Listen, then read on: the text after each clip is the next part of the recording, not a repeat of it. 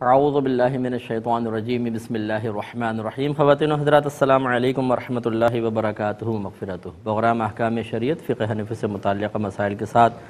آپ کی خدمت میں ایک دفعہ پھر حاضری کا شرف حاصل ہے۔ کچھ آفر کوسچنز ہیں، پہلے وہ لیتے ہیں۔ ایک بھائی نے پوچھا کہ کیا گولڈ کے بنے ہوئے بٹن استعمال کر سکتے ہیں، اسی طرح چاندی کے بٹن کا کیا حکم ہوگا؟ دیکھیں، گولڈ تو یوز نہیں کر سکتے کیونکہ نبی کریم صلی اللہ علیہ وسلم نے ممبر پر جلوہ افروز ہو کر ایک ہاتھ میں سونا دوسرے ہاتھ میں ریشم لیا اور ارشاد فرمایا کہ یہ دونوں چیزیں میری امت کے مردوں پر دنیا میں حرام ہیں۔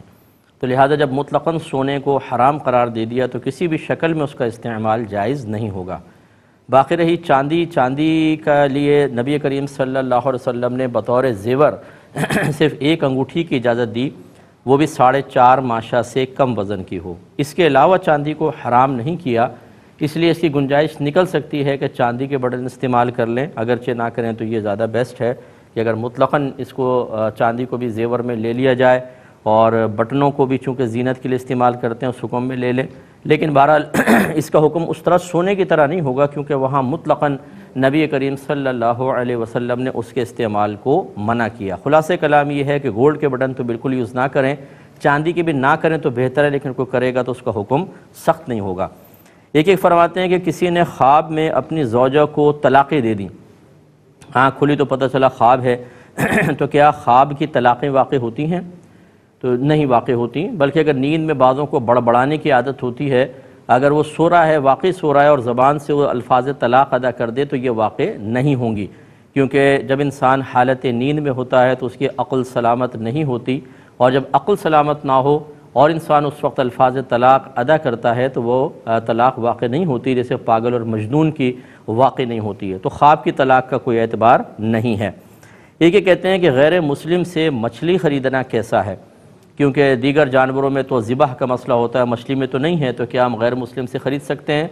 تو جی بالکل خرید سکتے ہیں۔ ہمارے عرف میں گوشت کا لفظ جو ہے وہ دیگر جانوروں کے گوشت پر ہوتا ہے، مچھلی کے لیے گوشت کا لفظ استعمال نہیں کرتے،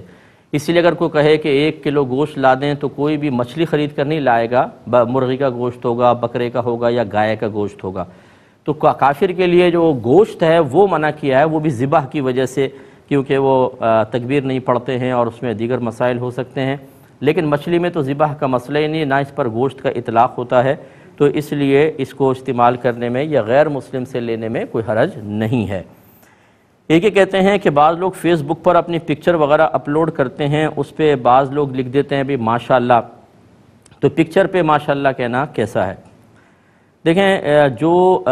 اس میں 2 گروہ ہیں، ایک جو بڑا میجورٹی ہے وہ یہ کہتے ہیں کہ ڈیجیٹل کیمرے سے جو بھی پکچر لی جاتی ہے،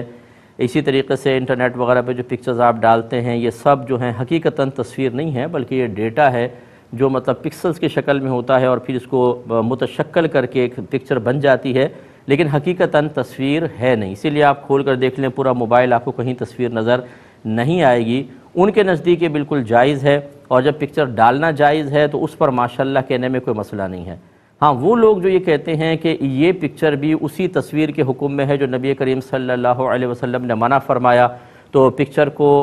بنانا یہ بھی حرام اور اس کو لگانا یہ بھی حرام، ان کے نزدیک یہ ہو سکتا ہے کہ ایک حرام چیز پر جو مکروہ تحریمی ہے اس پر ماشاءاللہ کہنا کوئی سخت حکم لگ سکے تو الگ بات ہے، لیکن ہمارے نزدیک چونکہ یہ حقیقی تصویر نہیں ہے، ہم اس کی اجازت دیتے ہیں، اور اس پر اگر کوئی ماشاءاللہ لکھ بھی دیتا ہے تو اس میں شرعاً کوئی حرج نہیں ہے۔ بس یہ ہے کہ پکچر جائز ہونی چاہیے، کوئی گندی غلیظ پکچر نہ ہو کہ اس کے اوپر ماشاءاللہ کہیں تو حکم شرع دوسرا ہو سکتا ہے کہ اس میں بدتمیزی اور بے ادبی کا پہلو ہے، لیکن عام جیسے تصویریں لوگ اپنی لگا لیتے ہیں اس پہ ماشاءاللہ کہنے میں کوئی حرج ہمارے نزدیک نہیں ہے۔ ایک یہ کہتے ہیں کہ دوپٹہ تو نماز میں بالکل ٹھیک لیا ہوا ہے، کوئی بال وغیرہ نظر نہیں آ رہے، لیکن بال بعض اوقات ٹوٹے ہوئے ہوتے ہیں، عورتوں کے بال سے بال بنائے ٹوٹے ہوئے وہ کپڑوں پہ پڑے ہوئے تھے، تو کیا اس سے نماز پہ کوئی فرق پڑے گا یا نہیں پڑے گا؟ تو اس سے فرق نہیں پڑے گا، کیونکہ دیکھیں اب وہ بال جسم کا حصہ نہیں رہے ہیں، اگرچہ نامحرم کی نگاہ پڑنے کے اعتبار سے علماء نے اس میں احتیاطی کہی ہے کہ عورت اپنے بال اگر بنائے کچھ بال ٹوٹ جائیں تو ایسے نہ پھینکے کہ نامحرم کی نگاہ پڑے، یہ مناسب نہیں ہے، لیکن نماز میں ستر کے اعتبار سے گرے ہوئے بالوں کا کوئی لحاظ نہیں ہے، لہذا اگر پڑے ہوئے ہیں تب بھی نماز بالکل ہو جائے گی۔ ایک بھائی نے کویشچن کیا کہ قربانی کے لیے انہوں نے 30,000 روپے 2 قربانی کے لیے مختص کر کے رکھے تھے، لیکن کم میں قربانی آ گئی، کچھ رقم بچ گئی، اس کا کیا کیا جائے؟ دیکھیں زکوٰۃ جو ہوتی ہے نا، جیسے ہم نکالتے ہیں کہ یہ 30,000 زکوٰۃ بنی، 50,000 اور ہم نے تھوڑی سی دے دی، تو چونکہ بقیہ مال بھی مال زکوٰۃ ہے، اس کو تو بعد میں ادا کرنا ہی ہے، وہ اپنا ذاتی مصرف میں نہ لائیں، کیونکہ وہ زکوٰۃ کے لیے خاص ہیں، زکوٰۃ آپ نے نکالی تھی۔ لیکن قربانی کا ایسا مسئلہ نہیں ہے۔ قربانی کے لیے اگر آپ نے کچھ رقم مختص کی تھی تو آپ کے خاص کرنے سے وہ شرعی اعتبار سے ایسی خاص نہیں ہو گئی کہ اب قربانی کے اندر ہی استعمال ہوگی، اس کے علاوہ نہیں ہوگی، لہذا جو بچ گیا وہ آپ کا ذاتی پیسہ ہے، اس کو آپ جس طرح چاہے استعمال کریں۔ ابھی انہوں نے مزید یہ کہا کہ لاک ڈاؤن میں ہمارے کرایہ دار جو تھے ان کا کام وغیرہ نہیں تھا تو وہ کرایہ ادا نہیں کر سکے، تو کیا ہم اس کی مد میں اس کو رکھ سکتے ہیں؟ تو بالکل رکھ سکتے ہیں، یہ تو آپ کا پیسہ ہے، آپ چاہیں تو یہ نہیں ہوگا کہ آپ نے کرایہ دار کے کرائے کے طور پہ رکھ لیا، کیونکہ تو آپ ہی کا پیسہ ہے، بلکہ یوں کہا جائے گا کہ یہ 2 مہینے کا یا 1 مہینے کا آپ نے کرایہ ان کو معاف کر دیا، یہ رقم جو ہے آپ کے لیے بالکل جائز ہے۔ ہاں اگر استعمال جائز نہ ہوتا پھر آپ یہ سوچتے چلو کرائے کی مد میں ہم رکھ لیں، پھر اس کا حکم شرع کچھ اور ہم بتاتے ہیں آپ کو، لیکن ابھی تو یہ آپ ہی کا پیسہ ہے۔ قربانی کے لیے خاص کیے گئے پیسوں میں سے رقم میں سے کچھ بچ جائے تو وہ قربانی کے ساتھ خاص نہیں کہلائے گی، وہ آپ کا ذاتی پیسہ جیسے چاہے استعمال کر لیں۔ ایک بھائی نے کہا کہ میرے بھائی نے میری طرف سے بغیر مجھے بتائے قربانی کر دی، اس وقت ان کے پاس قربانی کے پیسے بھی نہیں تھے، یہ کہتے ہیں کہ بعد میں مجھے بتایا کہ میں نے تمہاری اور تمہاری وائف کی طرف سے قربانی کر دی ہے، تو یہ قربانی ہو گئی کہ نہیں ہو گئی، اور اس وقت میرے پاس پیسے نہیں تھے، اب آئیں پیسے، تو کیا میں یہ پیسے اپنے بھائی کو دے دوں؟ دیکھیں مسئلہ یہ ہے کہ ایک تو ہوتا ہے کہ صراحتاً آپ نے کسی کو کہا ہو کہ میری طرف سے قربانی کر دو، تو یہ قربانی اگر وہ کرے گا صحیح ہے، یا گھر میں بعض اوقات رواج ایسا ہوتا ہے، ایک ماحول ایسا ہوتا ہے، روٹین ایسا ہوتا ہے کہ جیسے والد صاحب ہیں وہی سب کی طرف سے جانور لا کے قربان کر دیتے ہیں، دیگر کام بھی وہی کرتے ہیں جیسے صدقہ فطر وغیرہ ادا کرنا، اس میں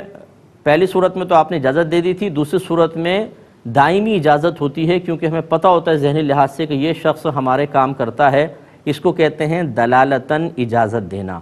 ایک ہوتا ہے صراحتاً زبان سے، ایک ہے کہ دیکھا آپ نے اور کچھ نہیں کہا اور وہ کام کر رہا ہے آپ کی طرف سے، تو یہ دلالتاً اجازت ہے۔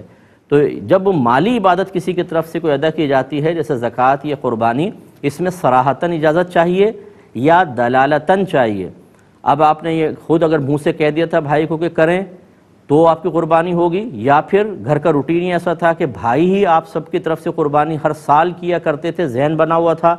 تو ٹھیک ہے۔ لیکن اگر یہ دونوں چیزیں نہیں ہیں تو پھر اگر کوئی کسی کو بغیر بتائے اس کی طرف سے مالی عبادت ادا کر دے تو یہ ادا نہیں ہوگی۔ اور مجھے یہاں جو صورتحال سمجھ میں آ رہی ہے وہ یہی والی ہے، تیسری صورتحال، کہ چونکہ آپ کے بھائی آپ کی طرف سے تو ہر دفعہ نہیں کرتے تھے، اسی لیے اس نے بعد میں آپ کو بتایا بھی میں نے تو کر دی ہے، اگر یہی صورتحال تھی تو قربانی آپ کی دونوں کی طرف سے نہیں ہوگی۔ ہاں یہ ہے، یعنی واجب ادا نہیں ہوگا۔ یہ ہو سکتا ہے کہ آپ کے پاس چونکہ رقم نہیں تھی تو آپ پہ قربانی واجب ہی نہیں تھی، اگر فرض کر لیں آپ مالی کے نصاب نہیں تھے، اب کسی نے آپ کی طرف سے کی تو وہ نفلی ہو جائے گی، لیکن یعنی نفلی جیسے ہم کسی کی طرف سے کر دیتے ہیں، لیکن اگر آپ پہ واجب تھی اور بھائی نے کر کے آپ کو بتایا اور وہی دو صورتحال یہ صراحتاً یعنی صراحتاً اجازت یا دلالتاً اجازت نہیں تھی تو آپ کا واجب ادا نہیں ہوگا، آپ کو خود قربانی کرنی ہی ہوگی۔ ایک کالر ہمارے ساتھ ہیں، پہلے کال لیتے ہیں۔ السلام علیکم۔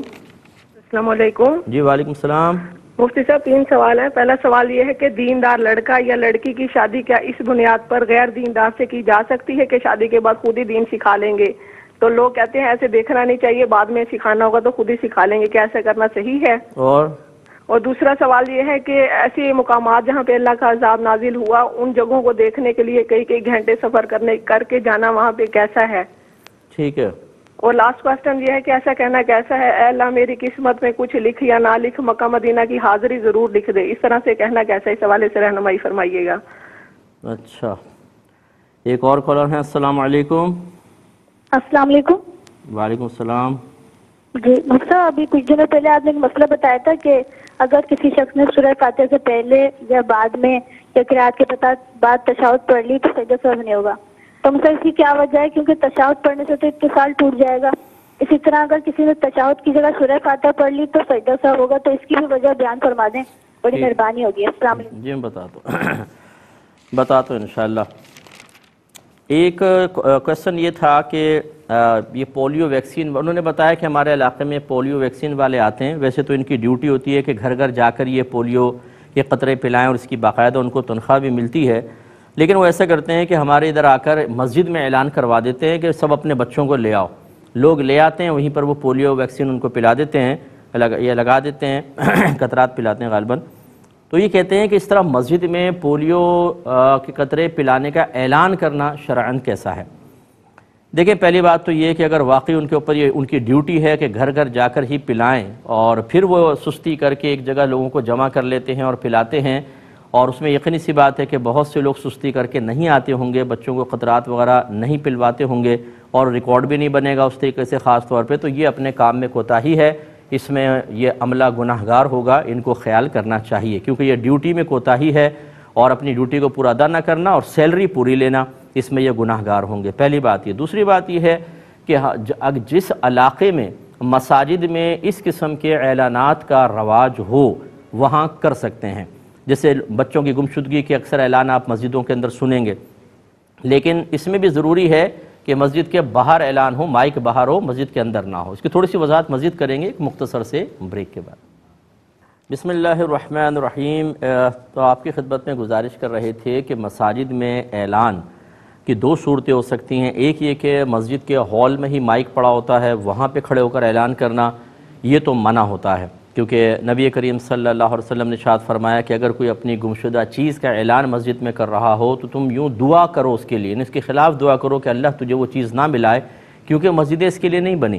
تو یہ اس طرح کے اعلانات مسجد کے ہال میں کھڑے ہو کر کرنا یہ شرعاً جائز نہیں۔ اور بعض اوقات مائک جو ہوتا ہے وہ مسجد کے باہر ایک حجرہ ٹائپ بنا ہوتا ہے، کمرہ بنا ہوتا ہے، اسی میں کھڑے ہو کر اذان دیتے ہیں، جس کو آپ فنائے مسجد کہہ لیں، یا خارج مسجد ہو مائک وغیرہ، وہاں اعلان کریں اور وہاں پہ عرف بھی ہو، یعنی یہ ماحول بنا ہوا رواج ہے کہ کوئی چیز گم جاتی ہے تو اعلان کرتے ہیں، کسی کا انتقال ہو جاتا ہے تو اعلان کرتے ہیں، بچہ گم جاتا ہے جیسے اس کے خاص طور پہ اعلانات ہوتے ہیں، تو وہاں اس طرح کے اعلان شرعاً باہر کے یا حجرے کے اندر جائز ہیں، لیکن مسجد کے ہال میں اگر مائک رکھا ہوا ہے تو شرعاً جائز نہیں ہوگا۔ ایک کالر ہمارے ساتھ ہیں مزید۔ السلام علیکم۔ السلام علیکم سر۔ جی وعلیکم السلام۔ سر میرے خانے کے فیڈر میں، بچے کے فیڈر میں نا اگر دودھ چیک کرنا ہو، کیا وہ انگلی ڈال کر دیکھ سکتے ہیں یا وہ پھر مکمل ہو جائے گا، اس کو بچے کو نہیں دے سکتے؟ دودھ میں؟ اور ایک سوال جی، فیڈر میں دودھ ہو تو وہ اکثر دیکھنا ہوتا ہے کہ گرم ہے یا ٹھنڈا، تو وہ کیا انگلی ڈال کر دیکھ سکتے ہیں؟ جی۔ اور سر بازار میں جو نئے نوٹ ملتے ہیں وہ 1000 کے بدلے 900 دیتے ہیں، اس طرح ان کا 100 روپیہ رکھنا صحیح ہوگا؟ دوبارہ بولیے ذرا۔ جو نئے نوٹ بازار میں نئے نوٹ لینے ہوتے ہیں نا تو وہ 1000 کے بدلے 900 روپیہ دیتے ہیں جو نئی کاپی لیتے ہیں، تو ان کا وہ 100 روپیہ رکھنا کیسا ہوگا؟ اور ٹھیک ہے، میں انشاءاللہ آپ کو عرض کرتا ہوں۔ ایک یہ کہا تھا کہ اگر نماز میں کوئی مکروہ تحریمی فعل ہو جائے تو کیا ہم فوراً نماز کو توڑ کر نئے سرے سے ادا کر سکتے ہیں؟ دیکھیں مثال کے طور پہ مکروہ تحریمی کیسے، جیسے نماز اللہ اکبر سے شروع کرنی چاہیے، کسی نے اللہ العظیم کہہ کر شروع کیا، نماز شروع ہو جائے گی، لیکن چونکہ لفظ اللہ اکبر سے شروع کرنا واجب تھا، ترک واجب ہوا تو نماز مکروہ تحریمی ہوگی، اس کو لوٹانا واجب ہوگا۔ اب یہ کہہ رہے ہیں جیسے مثال کے طور پہ اللہ العظیم زبان سے نکل گیا، اب ہاتھ باندھ لیے، تو کیوں نہ نئے سرے توڑ دیں، نئے سرے سے نماز کو شروع کر لیں، یا پھر بعد میں اس کو لوٹانا ہوگا۔ دیکھیں مکروہ تحریمی سے نماز واجب العیادہ ہو جاتی ہے، لیکن اس میں یہ چیز پیدا نہیں ہوتی یا ایسی خرابی پیدا نہیں ہوتی کہ آپ اس کو توڑیں،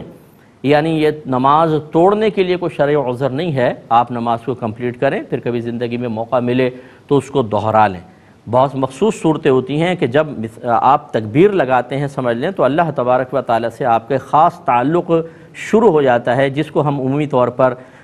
چونکہ روحانیت میں کمی ہوتی ہے ہم اس کو محسوس نہیں کرتے، اس کو ہم دیکھ نہیں سکتے ہیں۔ یہی وجہ ہے کہ جب کوئی اس تعلق کے بیچ میں یا اس میں مداخلت بیجا کا مرتکب ہوتا ہے تو گناہ گار ہوتا ہے۔ نبی کریم صلی اللہ علیہ وسلم نے ارشاد فرمایا کہ اگر نمازی کے آگے سے گزرنے والا جانتا کہ اس کے اس ایک قدم اٹھانے میں کیا ہے تو 40 سال تک اپنی جگہ کھڑا رہنا اس بات کو سے زیادہ محبوب رکھتا کہ وہ قدم اٹھائے۔ اس کا مطلب ہے کہ بہت بڑا کوئی وہ نقصان کرتا ہے، بہت زیادہ مطلب کہ ایک راز جو بندے اور خدا کے درمیان ہے اس کے بیچ میں مداخلت کرتا ہے۔ تو اب جب آپ کا یہ تعلق قائم ہو گیا، ٹھیک ہے آپ سے ایک مکروہ تحریمی فعل ہوا لیکن وہ تعلق تو منقطع نہیں ہوا، اب خواہ مخواہ اس کو منقطع کرنا توڑنا یہ صحیح نہیں ہے، تو لہٰذا آپ نماز کنٹینیو رکھیں۔ اگر اس مکروہ تحریمی پہ سجدہ صاحب ہوتا ہے تو آخر میں سجدہ صاحب کریں۔ بعض چیزیں ایسی ہوتی ہیں کہ سجدہ صاحب سے تدارک نہیں ہوتا ہے، نماز واجب العیادہ ہو جاتی ہے، اس کو دوبارہ ہی پڑھنا ہوتا ہے، تو بعد میں جب کبھی زندگی میں موقع ملے تو آپ اسی وقت اس کو ادا کریں۔ ایک انہوں نے پوچھا تھا کہ ظہر میں چند منٹ بس باقی رہ گئے، فرض ہم نے ادا کر لیے تھے، اب 2 سنت اور 2 نفل پڑھنے تھے، تو کیا ہم ایسے کر سکتے ہیں کہ ایک ہی سلام سے پہلے 2 سنت پڑھیں، پھر سلام پھیرے بغیر پھر 2 نفل پڑھ لیں اور آخر میں سلام پھیرے؟ صحیح ہے؟ دیکھیں ایسا صحیح نہیں ہے۔ یقینی سی بات ہے کہ آپ نفل اور سنت دونوں کی ایک ساتھ نیت کریں گے تبھی تو یہ کنٹینیو نماز چلے گی۔ اور سنت موقدہ اور نفل کے اندر اگرچہ ویسے جب ہم نفل کہتے ہیں نا تو اس کا اطلاق ہوتا ہے فرض اور واجب کے علاوہ نماز پر، اس لیے کتاب النوافل کے اندر سنت موقدہ کا بھی مسئلہ لکھا ہوگا، غیر موقدہ کے بھی ہوگا، اور جس کو ہم نوافل کہتے ہیں اس کا بھی ہوگا۔ لیکن جب سنت موقدہ اور نوافل آپس میں مد مقابل آئیں گے تو نفل کو نفل کہتے ہیں اور سنت موقدہ کو سنت کہا جاتا ہے، اس کے لیے الگ الگ نیت کرنی ہوگی۔ لہٰذا آپ مختصر طریقے سے جو تخفیف والا طریقہ ہوتا ہے جس طرح قضا نماز ادا کرتے ہیں ویسے ادا کر لیں، یا سنت کو بالکل صحیح طریقے سے ادا کریں، نفل چھوڑ دیں اگر ٹائم نہیں ہے، نفل پڑھنا کوئی ضروری نہیں ہوتا، سنت موقدہ پڑھنا یہ زیادہ اہم ہے تو اس کو ادا کر لیں۔ ایک یہ کہتے ہیں کہ غیر مسلم کی قبر ایک مسلمان کھودے، یہ کیسا ہے؟ یہ میں عرض کرتا ہوں، پہلے کال لیتے ہیں۔ السلام علیکم۔ السلام علیکم جی وعلیکم السلام۔ مولانا صاحب، میں یہ پوچھنا چاہتی تھی کہ میرا ایک سوتیلا بھائی ہے جی چھوٹا، اچھا، تو ان کی میرے ابو اور میرے والد صاحب اور ان کی آپس کی لڑائی اس بات کی ہوئی کہ میرے ابو چاہتے تھے کہ وہ عالم بن جائے، تو انہوں نے کہا کہ میں عالم نہیں بن سکتا، علم میں حاصل نہیں کر سکتا، تو مجھے نہیں کرنا، تو اس بات کی وہ لڑائی ہو گئی اور وہ گھر چھوڑ کے چلا گیا ہے۔ تو ابھی جو ہے میرے ابو نے یہ کہا تھا، میرے ابو فوت ہو گئے ہیں، لیکن انہوں نے کہا تھا کہ اگر میرے بڑے بچے جو ہیں اگر وہ چھوٹے کے ساتھ ہیلپ کریں گے تو میں ان کو کبھی معاف نہیں کروں گا۔ تو ابھی میں نے یہ پوچھنا ہے آپ سے کہ اگر ہم اس کی ہیلپ کریں گے، وہ تو چھوٹا ہے نا، تقریباً 20 22 25 سال کا ہوگا، اگر ہم اس کی ہیلپ کریں گے کیونکہ وہ تو گھر سے باہر ہے، جسی طریقے سے بھی ہیلپ کریں گے تو ہمیں کوئی گناہ ملے گا؟ چلیں ٹھیک ہے بہن، میں عرض کرتا ہوں انشاءاللہ آپ کو بتاتا ہوں۔ ایک اور کالر ہیں۔ السلام علیکم۔ وعلیکم السلام۔ مفتی صاحب آپ سے کوشچن کرنا تھا کہ اگر ہمیں تجوید کے ساتھ قرآن پڑھنا نہ آتا ہو، مطلب کہ حروف کے مخارج میں ذرا مسئلہ ہوتا ہو، تو کیا اس میں ہمیں گناہ ملے گا؟ یہ حاصل کرنا واجب ہے، اور جب تک ہم نہیں اس کو سیکھ لیتے تب تک کیا اس کے لیے کوئی معافی ہے؟ ٹھیک ہے، اور میں انشاءاللہ عرض کرتا ہوں۔ تو ایک کویسچن یہ ہوا کہ ایک مسلمان کا غیر مسلم کی قبر کھودنا کیسا ہے؟ دیکھیں اس میں 2 صورتیں ہو سکتی ہیں۔ ایک تو یہ کہ ایک شخص اجرت لے کر یہ کام کرتا ہے، تو اس صورت میں تو گنجائش نکل سکتی ہے کیونکہ وہ اپنے کام کی اجرت لے رہا ہے، قبر کھود رہا ہے، محنت کر رہا ہے، گڑھا کھودا اس نے، یہ ایسا ہی ہے جیسے گڑھا کھودا ہو، یہ مطلب چاہے قبر کی نیت سے اس نے کیا، محنت کی، یہ پیسہ لے سکتا ہے۔ لیکن ایک دوسری صورت ہے کہ ویسے ہی بھائی چارے میں، محبت میں اس نے کھود دی قبر، تو یہ شرعاً صحیح نہیں ہے، کیونکہ پہلی صورت میں بھی ہم یہ کہیں گے کہ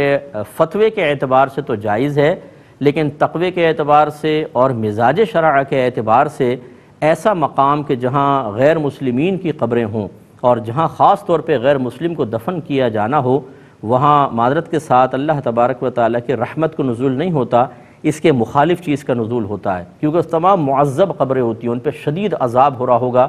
جو بھی غیر مسلم مرے گا وہ شدید ترین عذاب میں مبتلا ہوگا، اور اس مقام پر اللہ کی کوئی رحمت نازل نہیں ہوگی بلکہ عذابات ہوں گے، عذاب کے فرشتے آ رہے ہوں گے، اور ایسے مقام پر جانا یہ شرعاً صحیح نہیں ہے۔ اسی لیے غیر مسلم کے جنازے میں شرکت کرنا ٹھیک نہیں ہوتا ہے، کیونکہ وہ مقام صحیح نہیں ہوتا۔ تو وہاں جا کے اب یہ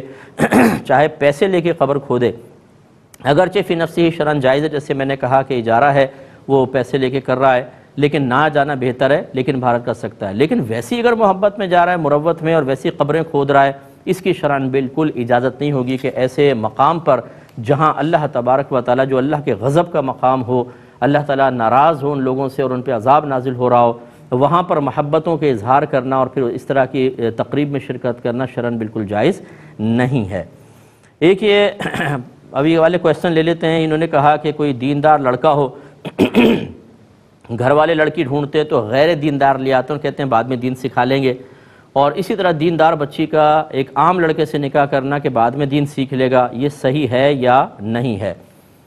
دیکھیں مسئلہ یہ ہے کہ اگر بچی دیندار ہے یا لڑکا دیندار ہے تو ہمارا مشورہ یہ ہوگا کہ انہی کے مزاج کے مطابق لڑکا یا لڑکی تلاش کریں. بعد میں کچھ بھی نہیں ہو سکتا. یہ بہت ہی کم ہوتا ہے کہ لڑکا اگر دیندار ہے تو وہ بیوی کو دیندار بنا دے. یہ میں نے بہت ہی کم دیکھا. ہوتا ہے لیکن بہت کم ہوتا ہے، کیونکہ اکثر جو بچیاں بے پردہ آتی ہیں یا ان کے دیگر مطلب یہ کہ روٹین ہوتے ہیں، ان کی عادات میں کچھ چیز شامل ہوتی ہیں، ان کو اپنے آپ کو فوری طور پر شوہر کے مزاج کے مطابق اور خاص طور پہ دینی مزاج کے مطابق ڈھالنا ایک آزمائش بن جاتا ہے. اس میں ہوتی ہے کشمکش، اس میں ہوتی ہے لڑائی. لڑکا چاہتا ہے فوراً یہ گھر میں آ کر یہ برقع پہنا کرے اور میرے کزنز کے سامنے نہ آئے، نہ محرموں کے سامنے نہ آئے، اپنے کزن سے ہنس کے مسکرا کے بات نہ کرے، کسی شادی کی تقریب میں جائے تو بال کھول کے میک اپ کر کے غیر مردوں کے سامنے نہ جائے. لڑکی اس روٹین کی عادی ہوتی ہے. اب آپ دین کب سکھائیں گے، کتنے عرصے میں سکھائیں گے؟ کیا اس کو کمرے میں بند کر دیں گے 3 سال تک کہ جب تک دین نہ سیکھ لے تم باہر نہیں نکلنا ہے تمہیں؟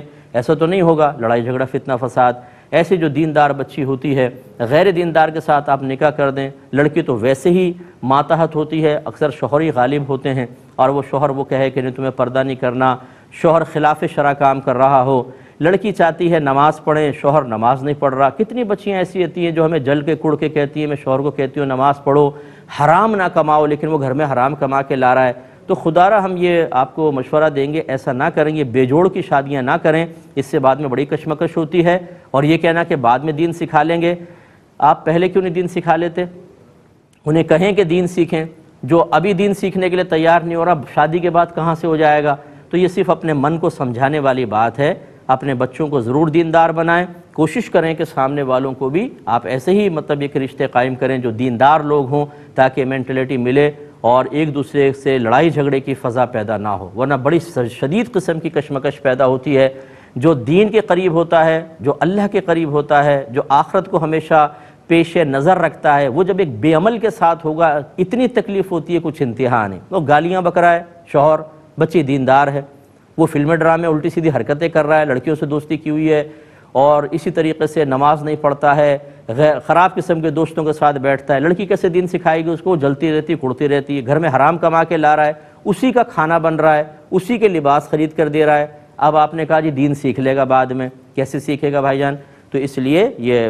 دیندار بچے کے ساتھ دیندار لڑکی کو ہی اٹیچ کرنا چاہیے. اسی طرح جسٹ اپوزٹ ہوگا.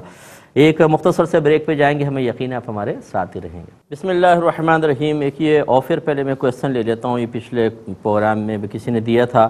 کہ اگر کوئی بہت ہی بوڑھا شخص ہو، ضعیف العمری کی وجہ سے عجیب و غریب باتیں بھی کرتا ہو، اور اسی حالت میں اگر کوئی کلمہ کفر بک دیتا ہے تو اپنے بوڑھے پن کی وجہ سے اب ان کو سمجھانا بھی بڑا مشکل ہوتا ہے، وہ سمجھنے کے لیے تیار نہیں ہوتے، تو ان کے لیے کیا حکم شرع ہوگا؟ دیکھیں اچھی طرح یاد رکھیں، عمر چاہے کیسی ہی ہو، اگر عقل سلامت ہے. ایک تو ہوتا ہے کہ عقل معاف ہو جانا، بہت ہی زیادہ بڑھاپے میں آ کر یاد نہ کہنا رہنا کہ میں نے کیا کہا، 5 منٹ کی بات یاد نہیں رہتی، اور جس وقت وہ آدمی کلام کر رہا ہوتا ہے اس وقت مختلف قسم کی سوچوں اور فکروں کا اتنا غلبہ، یعنی قریب مغبوط الحواس سا ہو جانا، جس کو ارذل عمر کہتے ہیں. اگر ایسی عمر ہے تو پھر ظاہری طور پہ کوئی سخت حکم نہیں لگے گا، اگرچہ اگر موقع ملے تو ان کو تجدید ایمان کروایا جائے گا، ان کو پیار محبت سے سمجھائیں کہ آپ ایسے جملے ادا نہ کریں، لیکن شرعاً گنجائش نکل سکتی ہے. لہذا اگر وہ توبہ نہیں کرتے ہیں، اپنے قول سے رجوع نہیں کرتے ہیں، انتقال ہو جاتا ہے، تو گویا کہ وہ مسلمان مرے ہیں. ان کا نماز جنازہ، ان کو غسل دینا، کفن مسلمانوں کے قبرستان میں دفن کرنا، سب کچھ ہوگا. اور اگر ایسا ہو کہ ضد ہے، بس خالی عقل ساری سلامت ہے، بڑی عقل کی باتیں کرتے ہیں، ناشتہ لاؤ، فلاں چیز پکاؤ اور یہ کرو اور وہ کرو جیسے ہوتا ہے، لیکن وہ چونکہ بڑی عمر کے ہو جاتے ہیں اس لیے ایک ضد سی پیدا ہو جاتی ہے کہ اپنی بات منوانی ہے، اپنی ضد پر اڑ جانا ہے، حالانکہ دلیل بھی سمجھ رہے ہوتے ہیں، گفتگو سمجھ رہے ہوتے ہیں. اگر اس طرح عقل سلامت ہے اور پھر کوئی کلمہ کفر کہہ دیتے ہیں تو اس کلمہ کفر کو سب سے پہلے دیکھا جائے گا. اگر تو ایسا کوئی جملہ کہہ دیا ہے، ایسی بات کہہ دی ہے جس کو صریح کفر کہتے ہیں، کفر صریح، جس کو کفر التزامی بھی کہا جاتا ہے، جس کا فیصلہ علماء ہی کریں گے. آپ وہ جملے علماء کے سامنے پیش کریں، اگر وہ کہیں یہ صریح کفر ہے، مثال کے طور پہ وہ کہتا ہے میں تو خدا کو نہیں مانتا ہوں، اب بس میں نے بہت دیکھ لیا، اب خدا کو نہیں مانتا، معاذ اللہ ثم معاذ اللہ، تو وجود باری تعالیٰ کا انکار کرنا صاحب عقل ہونے کے باوجود یہ صریح کفر ہے، اور ایسا شخص مرتد ہو گیا. اب اس کے بوڑھے پن کو نہیں دیکھا جائے گا کہ جی بوڑھا ہے، گھر والے اشاروں پہ چلتے ہیں کہ چلو جی ابا جی ہیں، دادا جی ان کا کہنا مان لو، یہ نہیں دیکھا جائے گا. اب وہ شخص کافر مرے گا. اگر مرا توبہ نہیں کی کافر مرے گا، اس کا غسل دینا، اسے کفن، اس کی جنازے کی نماز پڑھنا، اسے مسلمان کی قبرستان میں دفن کرنا، یہ سب گناہ ہوگا، بلکہ جو جانتے ہیں اگر وہ ایسا کریں گے وہ بھی اسی میں داخل ہو جائیں گے، یعنی ان پر بھی حکم کفر ہوگا۔ لیکن اگر ایسا نہیں ہے، جو دوسری صورتحال ہے، یعنی کلمہ کفر کہا ہے اور وہ التزامی نہیں ہے بلکہ کفر لزومی ہے، یہ جس کو فقہا کا کفر کہتے ہیں، علماء متکلمین جو یعنی عقیدے کو دلائل سے ثابت کرنے والے علماء ہیں، وہ کفر نہیں کہتے۔ بعض اوقات فقہا غیر کفر کو اس لیے کفر لکھ دیتے ہیں تاکہ لوگ اصل کفر تک نہ پہنچ جائیں، اسے کہتے ہیں کفر لزومی، یہ کفر غیر سری۔ اس میں آدمی کافر نہیں ہوتا ہے لیکن احتیاطاً اس کو تجدید ایمان، تجدید نکاح کروانا ہوتا ہے۔ تو اگر آپ نے بعد میں معلوم کیا کہ جی ایسا کہہ کے فوت ہو گئے ہیں اور اب تو توبہ بھی نہیں کروا سکتے، تو اگر کسی عالم نے یا مفتی صاحب نے بتایا یہ کفر لزومی تھا، کفر التزامی نہیں تھا، کفر غیر صریح تھا، کفر صریح نہیں تھا، تو سمجھ لیں وہ مسلمان مرے ہیں، اب تمام مسلمانوں والے معاملات ہوں گے۔ تو گویا کہ بوڑھوں کی دو حالتیں، ذہنی کیفیات کے اعتبار سے، پھر جو کلمات کفر ادا کی ہیں ان کی دو صورتیں، پھر کوئی حکم شرع سے ہی نکلے گا۔ اس لیے اپنے پاس سے کوئی فیصلہ نہ کیا جائے، علماء سے رجوع کر کے اور پھر ہی کوئی حتمی فیصلہ ان کے بارے میں کیا جائے گا۔ ایک یہ کہتے ہیں کہ کوئی عذاب، جہاں اللہ کا عذاب نازل ہوا ہو، اس جگہ کو دیکھنے کے لیے کئی میل دور تک جانا اور جا کر دیکھنا کیا حکم شرع ہوگا؟ دیکھیں آج کل کے دور کے اعتبار سے میں اس کو منع کروں گا، میری ذاتی رائے یہ میں منع کروں گا، اگرچہ اللہ تبارک و تعالی نے فرمایا فَاعْتَبِرُوا یا اولی الابصار، یہ اکثر جو ہے یہ کفار سے خطاب ہوتے تھے، یعنی جب وہ ایسے معذب جگہوں سے گزرتے تھے تو اللہ تعالیٰ نے فرمایا عقل والو ذرا دیکھیں، دیکھو، غور کرو، ان چیزوں سے عبرت حاصل کرو، کیونکہ وہ گزر رہے ہوتے تھے، وہ کوئی سفر کے لیے نہیں جاتے تھے۔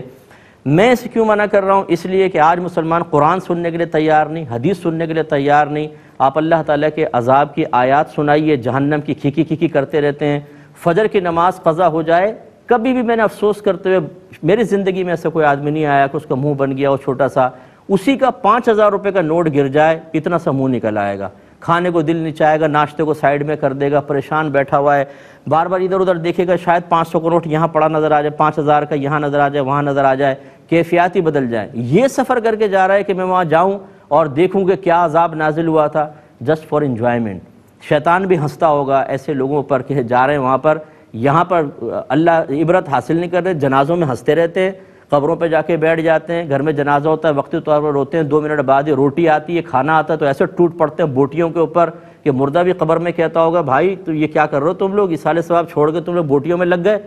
کوئی پرواہ نہیں ہوتی ہے۔ اور سفر کر کے جا رہے ہیں جی معذب جگہوں کو دیکھیں، یہ سب مطلب یہ کہ تفریح کے لیے جاتا ہے آدمی۔ میری ذاتی رائے ایسی ہے،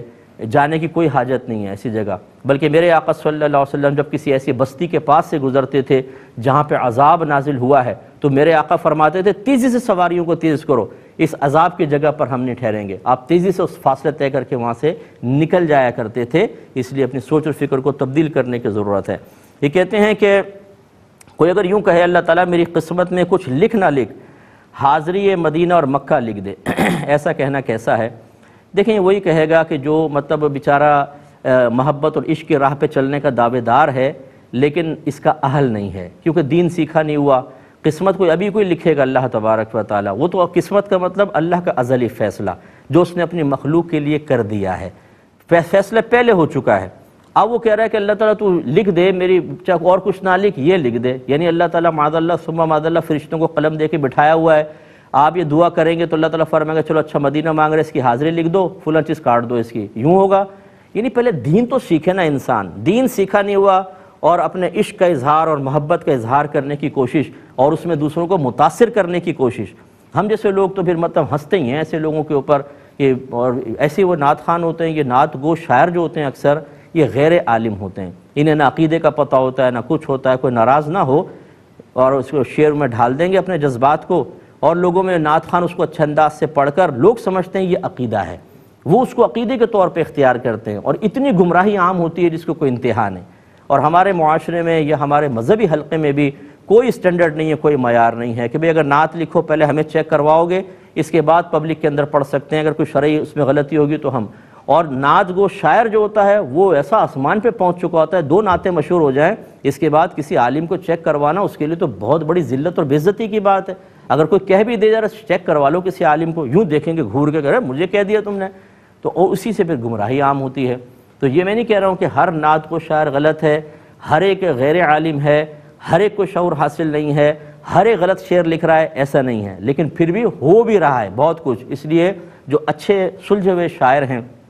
میں بہت سوں کو جانتا ہوں، وہ چیک کروا لیتے ہیں کہ بھئی یہ شعر لکھا ہے صحیح ہے کہ نہیں عقیدے کے اعتبار سے، تو یہ کہیں نہ کہیں اس نے ایسے ہی پڑھ لیا ہوگا اور وہ دعائیں کر رہا ہے، یہ غلط ہے۔ اس طرح اللہ نے پہلے ہی فیصلے فرما دیے ہیں، اگر آپ کی مکہ مدینے میں حاضری لکھی ہوئی ہے آپ دعا ضرور کریں، کیونکہ آپ کو پتہ نہیں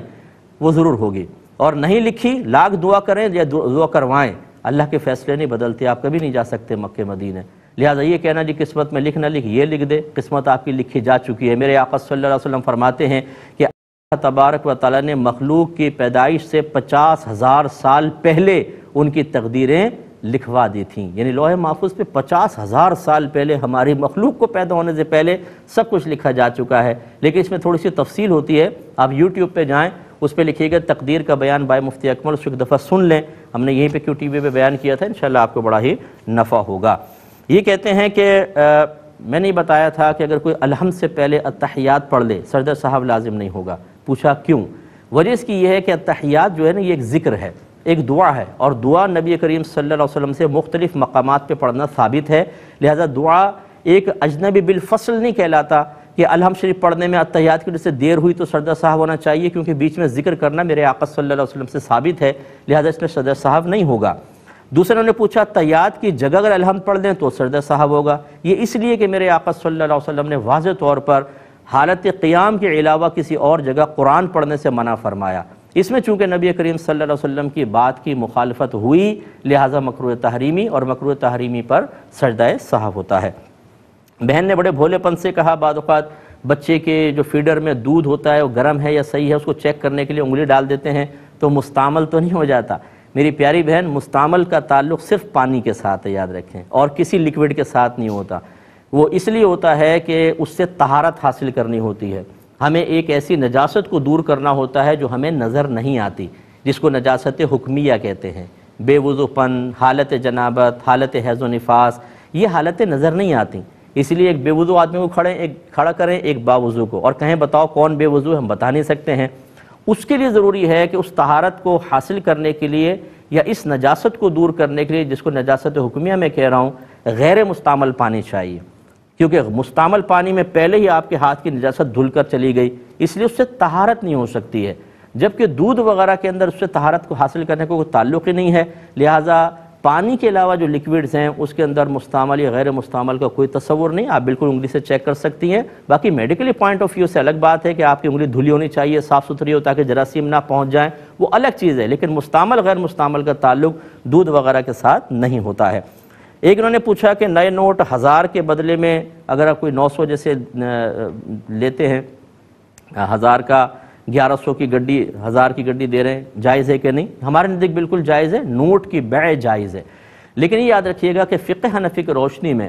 چیز کی قیمت ہوتی ہے اس کی عمدگی کی نہیں ہوتی، یعنی اگر کوئی کہے کہ یہ 1000 کی گڈی ہے، 1000 اس کے اور 100 روپے اس کے کرارے پن کے زیادہ لوں گا، تو یہ عمدگی، جودت، کرارہ پن مستقل کوئی ایسی چیز نہیں کہ اس کی قیمت مقرر کریں۔ بیچنے والے کو چاہیے وہ کہے کہ یہ 1000 کی گڈی ہے میں 1100 میں بیچوں گا، آپ کہیں ٹھیک ہے، نوٹ کی قیمت مقرر کریں، کرارے پن کی نہیں، بالکل جائز ہے۔ چھوٹا بھائی کو والد صاحب عالم بنانا چاہتے تھے، دیکھیں عالم بننا کوئی فرض یا واجب نہیں تھا، اگر بچے کا ذہن نہیں تھا آپ کے والد کو چاہیے تھا صرف فرض علوم اس کو سکھا دیتے، ضروری کوئی ہے کہ بچے کو عالم بنانا، اس پر اظہار ناراضگی بھی شرعاً جائز نہیں تھا کہ وہ بچہ نکل گیا، والد صاحب چونکہ بیچارے خود جانتے نہیں تھے، سوچ اچھی تھی، فکر اچھی تھی، نیت اچھی تھی، لیکن علم کامل نہیں تھا، آپ کے والد صاحب نے غلط فیصلہ کیا کہ کوئی اس سے نہ ملے، اور جب کوئی غلط وصیت کر کے جائے یاد رکھیں کہ اس وصیت کو فالو کریں گے قبر میں اس کو تکلیف ہوگی، کیونکہ جو دنیا میں ہم لوگ جذبات ہوتے ہیں نا وہ کچھ اور ہوتے ہیں، مرنے کے بعد جب صحیح صورتحال سامنے آتی ہے تو جذبات بدل جاتے ہیں۔